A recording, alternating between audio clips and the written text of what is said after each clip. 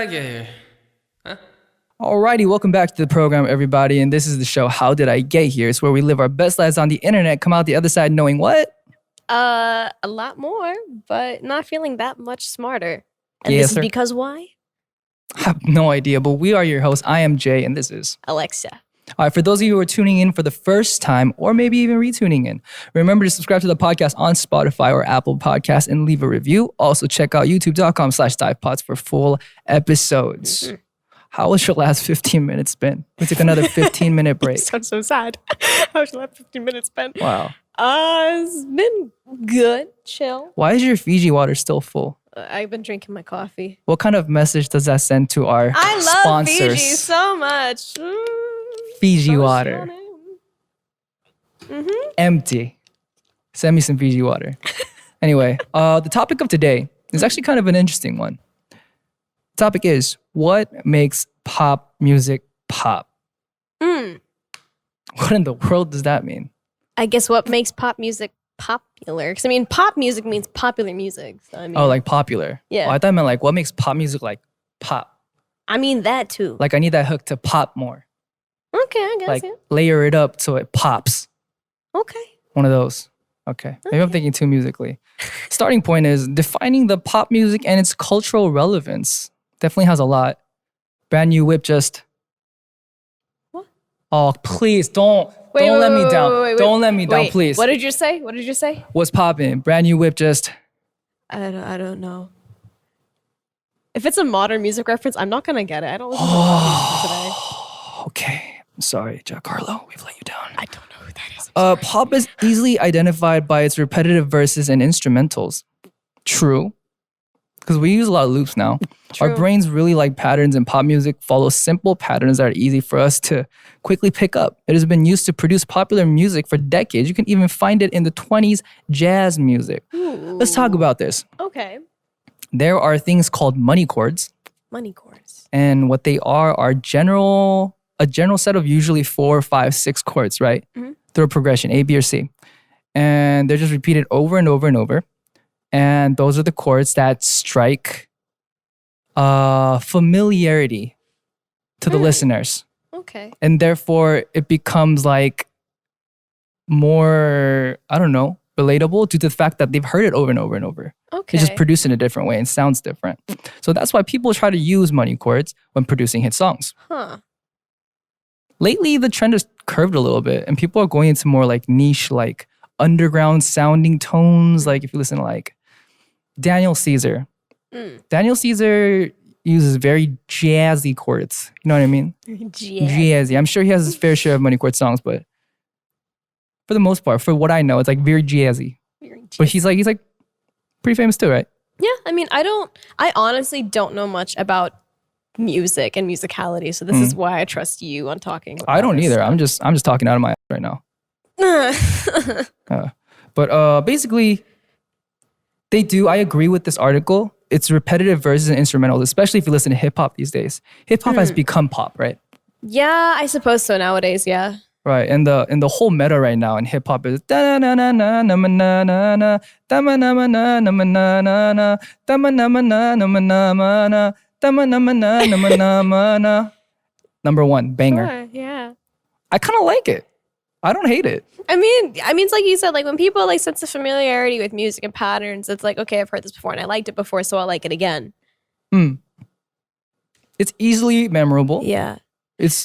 Yeah. Concerning music being memorable and people liking, I forgot. There's a specific BPM that's the closest thing to the human heartbeat, and that's why songs with that BPM are like successful. Isn't it like 134 or something? What's the BPM? Now I'm curious. Wait, is it 133? I talk about this on radio, but I forgot what it was. BPM of heart.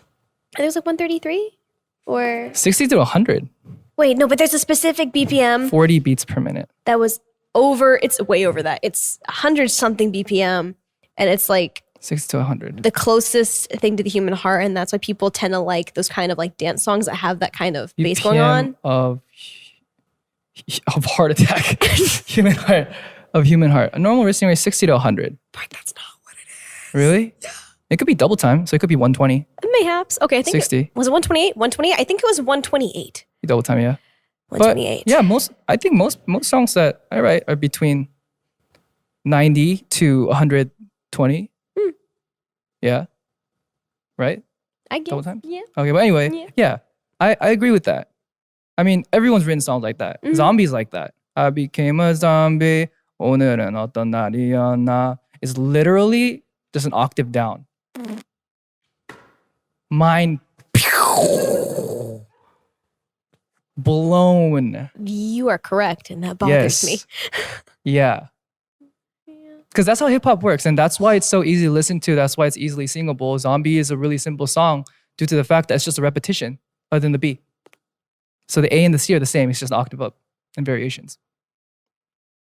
Yeah.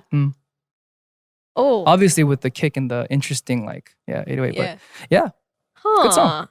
Good song. And it did really well in the charts because it's repetitive. Because it's DAY6, but That too. Our second article is how pop music evolved over time. Bill Stanley, a British music journalist, wrote an entire 600-page book about his love for pop music and tracking its progression in the US and UK's post-war era. Wow. Where the emergence of youth culture took hold. For many people who bought his records, he gave the subject matter for the backdrop it deserved. This was the stuff of life itself. Pop music has a pattern of taking all of the different sounds of a time and bringing it together to something that's more accessible to more types of people. Interesting. I think you just generally describe music. I mean, yeah. Yeah. I guess so. I think pop music though is more like it's popular music, right? So it's what's in with the crowd at the time. Right. So that last bullet point makes a lot of sense. So taking everything, all the sounds of a time and mashing it all together. Yeah. Yeah. Huh. Next article. Pop music may be getting less popular. Interesting. What was the obvious candy formulaic pop of 2000s, early 2010s is apparently fading in popularity as more independent artists are stepping into the mainstream. And with artists like Drake and Post Malone who have huge hits but don't necessarily fit the cookie cutter pop music genre we originally know, some would argue that they're the new pop music. It depends on your personal definition. Yeah, we're talking about this. Hip hop is now pop. But I don't know. I think you have to take this in segments because formulaic pop, it may not be the same formula, but there's still a formula. True. Especially with the uprise of SoundCloud artists from type beats. Yeah, SoundCloud. You would have to say, especially because Splice, everyone's using the same samples, right? They're just cutting it up and making it different. I would still say that there's a formula. It's definitely different from the 2000s and right now in 2020. But there's definitely always going to be a formula. Yeah, but Drake is kind of interesting. Drake has never fallen off. I mean, I've never really listened to a lot of Drake personally. But I mean, I know the songs that have been popular and circulated, but yeah. I'm just not getting into Post Malone, so. Yeah, Post Malone has have you listened to his recent album? Not yet. That's my favorite album. I will listen to it. By far. I will listen to it. Well, it's not that recent. It's Hollywood is Bleeding. Yeah. Because I've heard Circles. So. Yeah, that album. Oh, okay. I don't think he's released an album after that. I'll check out the whole album. It's beautiful. Okay. It's so well written. Take your he word has for it. acoustic hits like Stay. He has some bangers like Hollywood is Bleeding. He has one with Young Thug. But dude, okay, look. Oh, he snapped. He said. Unpopular opinion. This may be unpopular, and this is completely off the topic. Playboy Cardi's feature on Tyler the Creator's Earthquake was the hardest rap feature I've ever heard. That was the hardest rap feature I've ever heard. I will stay neutral. I don't know what he's saying, but it's dope. I legit don't know. He's making sounds, but they sound really good. Okay, but can we talk about the emergence and popularity of mumble rap becoming a thing nowadays? Mumble rap is really interesting. Mumble rap is really, I tried it. I tried it in the studio because I was interested. I think you heard it. It's called Lemonade. I need to hear these. It's interesting. It's fun. Okay. You want to hear it? Sure. I don't think I have it right now, but I'll send it to you. How about that? Okay. Anyway, I mean, I played it on Instagram Live once, but it's literally mumble rap.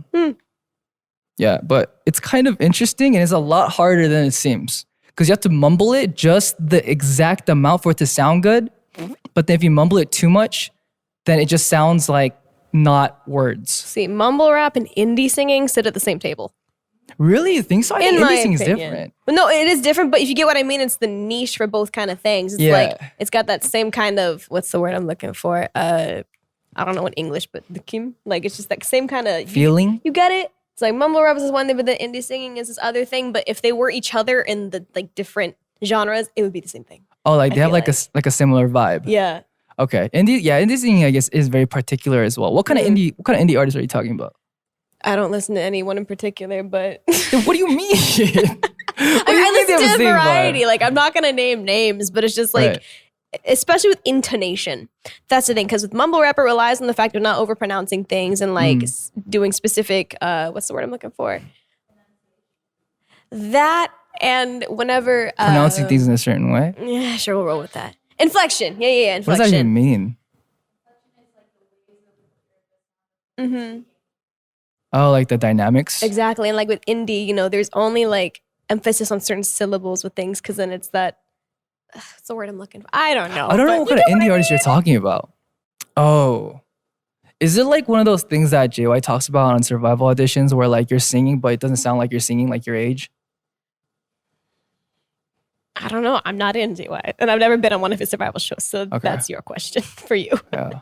Dear JYP people, can you answer this question, please? Is that a JY thing? No, because I agree with that. You should sing how you talk. What your voice sounds like should be what you sound like when you sing. Yeah. You kind of sing how you talk. Yeah. That's actually really good. Thanks. Wow, coming from Jae of DAY6. Thanks. Wow. Thanks. Okay, moving on. Weird. All right. Pop music maybe getting less popular. I don't think so. It's what you define pop music as. I think it's just evolving. That's it. I feel like what may have been popular to one generation is fading out now. That's why people think this way. But pop music will always be pop music because it's what's popular at the time. What's poppin'? Brand new whip just I still hopped don't. in. It's hopped in. It's hopped in. Aggressive. Okay. Aggressive. Yes. Oh boy. Need me a drink of this Fiji water now. That was aggressive. Goodness. Anyways, so we're back with some questions from you guys. This comes from Colleen on Twitter. Do you remember your dreams when you wake up? I remember pieces of it. Pieces of it? Do you remember full dreams when you wake up? Not full dreams, but the thing is, if I'm correct, whenever you sleep, you only remember like the last 10 seconds of a dream or something, last 15 or 10 seconds. That's all you remember. Oh, is that what it actually is, like statistically? I read it somewhere. I don't remember what the exact number was, but it's like you don't remember your full dream and your brain is only like consciously thinking of these things for so long before you fall into actual sleep. I see what you mean. Yeah. Yeah. I heard dreaming is really bad. We had a topic about this, but dreaming is really bad for REM sleep. So if you are dreaming. Really? So do you dream every night? I mean, for the most part, it's kind of just whatever's on my mind before I go to sleep, and then that goes off into whatever hypothetical situation that happens. But yeah, you might have sleep apnea. Mayhaps. There is a cure for that. You can get this mask with this oxygen tank. My dad used that actually. Yeah. I've actually been considering investing in one. Heard it helps a lot. Sleep apnea. Sleep apnea. Whoop, whoop. Second question. What are some effective and easy ways to practice mindfulness?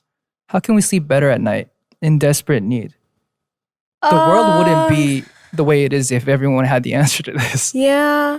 Mindfulness, I think that might be the worst. We might actually be the two worst cases to ask that question. I wouldn't trust our judgment, so to say. Yeah.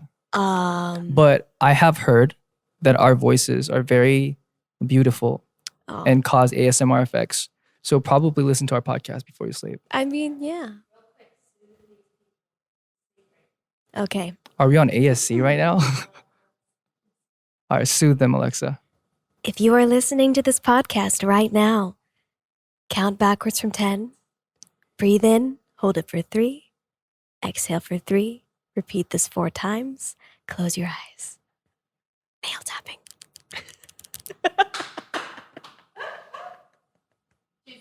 Wow. Literally sleep. Fiji water. My broken nail. All right, that wraps it up for the questions. If you have any questions for us for the future podcast, please send them to us with the hashtag HDIGH and let us know what should be our next big search. You can send it to us on Instagram and Twitter at The Dive Studios, youtube.com/Dive Studios, youtube.com/Dive. For full episodes. Also, we have a TikTok at The Dive Studios. Don't forget to subscribe and to review this podcast. So once again, for those of you who don't know, I'm currently running a campaign for my birthday. It's called From Friends, and it's basically just a campaign explaining that through a bridge of human interaction and connections, we are all interconnected. There's a saying in Korea that over 2 bridges of human connection, we could know the president. So basically, everyone's interconnected, and seeing to the fact that everyone's family, pretty much, we should be helping each other out. So the concept From Friends is we're trying to give aid and lend aid where it's needed because of the fact that we should all really be friends. We're all connected.